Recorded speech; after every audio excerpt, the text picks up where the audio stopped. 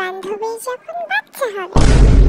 ও ওফ, আরে 4 দিন হয়ে গেল আমি ঘুমাতে পারিনি, চুলটা পর্যন্ত আঁচড়াতে পারিনি, একটা আমি আর পারছি না। তুমি তাড়াতাড়ি একটা লোক দেখো।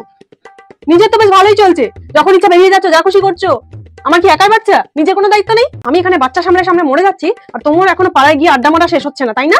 আর তোমার মা যে বলেছিল বাচ্চা করো, সামলে আমরা নেবো, কোথায় তার তো টিকিও দেখা যাচ্ছে না, মেয়ের বাড়ি গিয়ে বসে আছে। না না না না না না, তোমায় বলিনি বেটা, তোমায় বলিনি। হ্যাঁ হ্যাঁ মা, তাড়াতাড়ি বলো, ঘুমোচ্ছে, উঠে যাবে এক্ষুনি, আমার আবার মাথা চুল খাড়া করে দেবে। কেন বাবু, তুই রাত্রির বেলা ঘুমাস না কেন? গোটা গোষ্ঠীর মতো তুইও আমাকে জ্বালাবি? দিনের বেলা একটু গুষ্টুগুস করে 1 ঘন্টা ছাড়া ঘুমাবে, আর রাত্রির বেলা ঘুমাতেই চাইবে না। হ্যালো ভাই, বলছি বাচ্চা বেহুশ করার কোনো ওষুধ আছে?